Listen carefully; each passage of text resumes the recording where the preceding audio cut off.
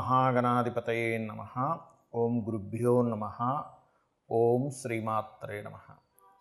పరమేశ్వర స్వరూపమైనటువంటి జ్యోతిష, వాస్తు మరియు ఇతర అనేకమైనటువంటి శాస్త్రములను మనకు అందించినటువంటి మహర్షులకి నమస్కారం. హయగ్రీవ హయగ్రీవ హయగ్రీవేతి యో వదేత్ తస్య నిస్సరతే వాణి జహ్నుకన్యా ప్రవాహవత్. అరుణాం కరుణాతరంగితాక్షీం ధృతపాశాంకుశపుష్పబాణచాపాం అనిమాదిభిరావృతాం మయూకైః అహమిత్యేవ విభావయే భవానీం. శ్రీమాత్రే నమః. ఓం పితృదేవతాభ్యో నమః. మనం ఈరోజు చెప్పుకోబోయేటువంటి టాపిక్ ఏమిటి అంటే 12 లగ్నాల వారు ఏ విషయాల పట్ల జాగ్రత్త వహించాలి, ఏ ఉపాసన చేసుకోవాలి, ఏ విషయాల వల్ల వీళ్ళకి కలిసి వచ్చే ఆస్కారం అధికంగా ఉంది అనే విషయాలు మనం ఇప్పుడు తెలుసుకుందాం. ఒకవేళ లగ్నం తెలియలేదు మీకు, రాశి చూసుకోవచ్చు. అంటే మేషరాశి, మాది మేషరాశిలో అశ్విని, భరణి, కృత్తిక, ఒకటో పాదం కూడా ఇదే వర్తిస్తుంది అంటే ఇదే వర్తిస్తుంది. అయితే ఫస్ట్ ప్రిఫరెన్స్ లగ్నానికి ఇవ్వండి, సెకండ్ ప్రిఫరెన్స్ రాశికి ఇవ్వండి లగ్నం తెలియని పక్షంలో. బికాజ్ ఆఫ్ మనిషి యొక్క మనస్సు కాబట్టి సెకండ్ ప్రిఫరెన్స్ దానికి ఇవ్వచ్చు, అందులో ఎటువంటి దోషం లేదు. అయితే దీనికి సంబంధించినటువంటిది ఇది మీరు పలానా లగ్నంలో లేదా రాశిలో పుట్టినందుకు ఇవి చెప్తున్నా. బట్ మీ పర్సనల్ చార్ట్ బట్టి కొన్ని కండిషన్స్ ఉంటాయి, అది నేను మీకు వీడియో ఆఖరిలో చెప్తాను. వీడియో ఆఖరి వరకు చూసినట్లయితే మీకు పరిపూర్ణంగా తెలుస్తుంది. ఇప్పుడు ఒక్కొక్క లగ్నం గురించి మనం తెలుసుకుందాం. సింహలగ్నము, సింహరాశి. సింహం వారికి కనుక చూసుకున్నట్లయితే మీకు ఏ కర్మ మిమ్మల్ని పట్టుకుంటుంది అంటే పాస్ట్ లైఫ్ కర్మ ఏ రూపంలో మీకు వస్తుంది. అలాగే సింహ లగ్నం తెలిస్తే లగ్నం నుంచి ఫాలో అవ్వండి. లగ్నం తెలియదండి, కేవలం రాశి తెలుసు అనుకుంటే ఫస్ట్ ఆఫ్ ఆల్ ఆ రాశిలో ఉండే నక్షత్రాలు కనుక చూసుకున్నట్లయితే మఖా నక్షత్రము, పుబ్బ దాన్నే పూర్వ పాల్గుని అని కూడా అంటారు, ఉత్తర దాన్ని ఉత్తర పాల్గుని అని కూడా అంటారు. ఈ నక్షత్రాలు ఉంటాయి. ఒకవేళ మఖా నక్షత్రంలో జన్మించారు మీరు, పితృదేవతలను ఆరాధించడం ద్వారా, పితృదేవతాభ్యో నమః అని అనుకోవడం ద్వారా మీకు మీ లైఫ్ అనేటువంటిది ఉదయం నిద్ర లేచిన వెంటనే వాళ్ళని తలుచుకుంటూ, అదేవిధంగా గణపతిని తలుచుకుంటూ మీ లైఫ్ని కనుక ప్రారంభించారంటే అద్భుతమైనటువంటి విషయాలు జరుగుతాయి మీ లైఫ్లో. అదేవిధంగా పుబ్బవారు అమ్మవారిని, ఉత్తర వాళ్ళు సూర్య భగవాను ఆరాధించడం ద్వారా అద్భుతమైనటువంటి విషయాలు మీ లైఫ్లో జరుగుతాయి. అంటే ఎలా జరుగుతాయంటే అద్భుతమైన విషయాలు అంటే మన మైండ్ స్టెబిల్డ్గా ఉంటే మనం తీసుకునే నిర్ణయాలు కూడా అంత పర్ఫెక్ట్గా ఉంటాయి. అప్పుడు లైఫ్ అనేటువంటిది మారుతుంది. నిర్ణయాల మీదే మన లైఫ్ ఆధారపడి ఉంటుంది కాబట్టి ఫస్ట్ మెంటల్గా మనం స్ట్రాంగ్ అవ్వాలి. రైట్. ఇక మీరు సింహలగ్నంలో జన్మించారు, అది దేనితో కర్మ సంబంధం కలిగి ఉంటుంది అంటే పూర్తిగా లైఫ్ పార్ట్నర్ ఆర్ బిజినెస్ పార్ట్నర్స్తోనే కర్మ మీకు వెళ్తూ ఉంటుంది, గుర్తుపెట్టుకోండి. ఇక్కడ మీరు పొరపాటును కనుక అంటే ఈ డెసిషన్ విషయంలో అంటే మీ లైఫ్ పార్ట్నర్ డెసిషన్ విషయంలో కానీ, అదేవిధంగా బిజినెస్ పార్ట్నర్స్ డెసిషన్ విషయంలో కానీ తీసుకునే తప్పుడు నిర్ణయమే మిమ్మల్ని ఇబ్బంది పెడుతుంది, ఇది గుర్తుపెట్టుకోండి. అలాగే ఇంకోటి ఏంటంటే బిజినెస్లో తీసుకునేటువంటి నిర్ణయాలే మిమ్మల్ని తప్పుదోవ పట్టిస్తాయి. చాలామంది సింహలగ్నంలో జన్మించాము, మేము పలానా బిజినెస్ అనుకోకుండా పెట్టాము, ఇబ్బంది పడ్డాము, పలానా సంబంధం అనుకోకుండా చేసుకున్నాము, ఇబ్బంది పడ్డాము అనేదే నేను ఒక 10-15 వేల జాతకాల్లో చూశాను.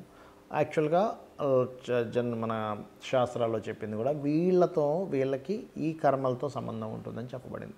అంటే ఏమిటి, మరి ఏం చేయాలండి, వీటితోనే కర్మ సంబంధం ఉంటుంది అన్నప్పుడు మరి మంచి విషయాలు ఏమిటి అంటే ఇక్కడ ఇది ముఖ్యంగా ఏదైనా ట్రైనింగ్ సెంటర్స్ లేకపోతే ఏదైనా ఆధ్యాత్మిక సంబంధించిన విషయాల్లోని లేకపోతే ఎనీథింగ్ టీచింగ్, ట్రైనింగ్, గైడింగ్ ఇట్లాంటి విషయాలకు మాత్రం చాలా బాగుంటుంది. అందులో ఎటువంటి అంటే వాటికి సంబంధించిన లేదా ఒక దత్తాత్రేయుని ఆరాధించడం ద్వారా మీ యొక్క లైఫ్ అనేటువంటిది ఈ కర్మ నుంచి బయటపడడం జరుగుతుంది, గుర్తుపెట్టుకోండి. రైట్. అయితే ఇక్కడ మీరు అర్థం చేసుకోవాల్సింది ఏమిటంటే ఈ లగ్నంలో జన్మించారు ఉదాహరణకి, ఇప్పుడు మీరు జాగ్రత్త తీసుకోవాల్సిన అంశం ఏమిటి అంటే నేను ఇందాక చెప్పినట్టుగా ఈ పార్ట్నర్షిప్స్ బిజినెస్లో ముఖ్యంగా జాగ్రత్త తీసుకోవాలి.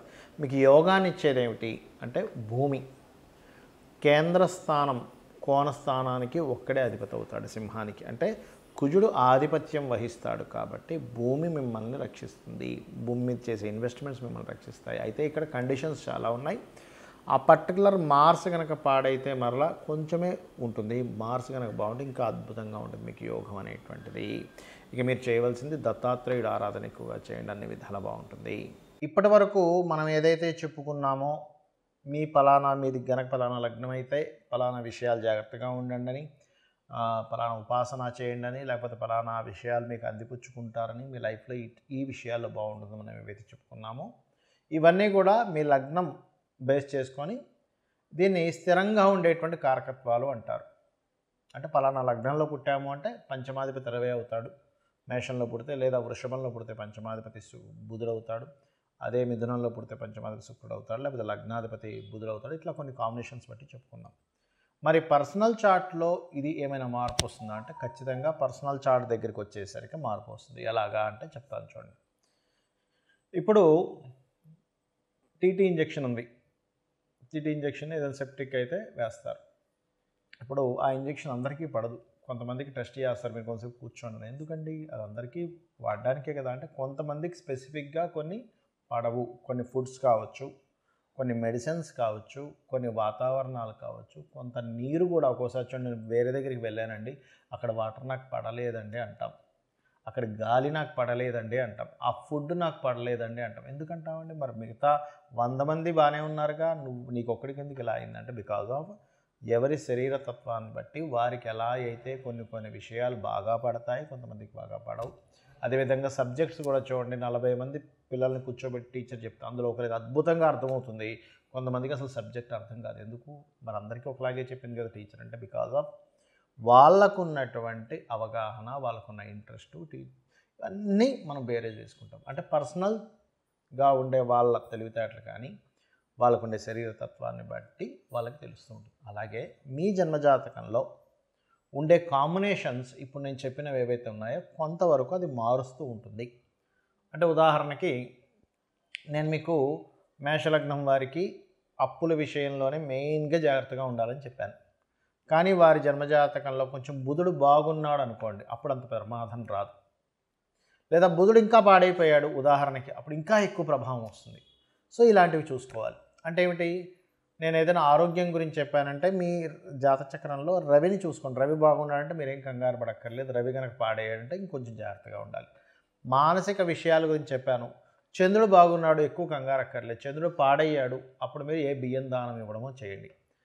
అలా కాకుండా యాక్సిడెంట్స్ లేకపోతే భూ వివాదాలు ఎక్కువగా ఉంటాయి ఈ లగ్నం వారికి అని చెప్పాను అనుకోండి, అప్పుడు మీరు చేయవలసింది ఏంటంటే కుజుడు బాగున్నాడా టెన్షన్ ఏం పెట్టుకోకండి. కుజుడు పాడైతే అప్పుడు మీరు కందులు దానంగా ఇవ్వడం, సుబ్రహ్మణ్యేశ్వర స్వామి ఆరాధన చేసుకోవడం, వారాహి అమ్మవారి ఆరాధన చేసుకోవడం చేయండి. అదేవిధంగా బుధుడు పాడయ్యాడు, అప్పుడు విష్ణు సహస్రనామాలు బాగుంటే ఏం టెన్షన్ పడక్కర్లేదు. అంటే ఇప్పుడు నేను చెప్పినటువంటివి ఏవైతే ఉన్నాయో గ్రహం కనుక బాగుంది, ఆ రాసులు కనుక బాగున్నాయి, టెన్షన్ పడకండి. ఆ రాసులు బాగోలేవండి, ఆ గ్రహం పాడైంది, మరింత ఎక్కువ జాగ్రత్త తీసుకోండి అని నేను మీకు క్లారిటీ ఇస్తున్నాను. అదేవిధంగా గురువు అయితే శనగల దానంగా ఇవ్వడం, గురువులు అంటే ఏదైనా బంగారానికి సంబంధించినటువంటి టీచింగ్ లైన్స్ సంబంధించిన విషయాల్లో కొంత జాగ్రత్తగా ఉండాలి.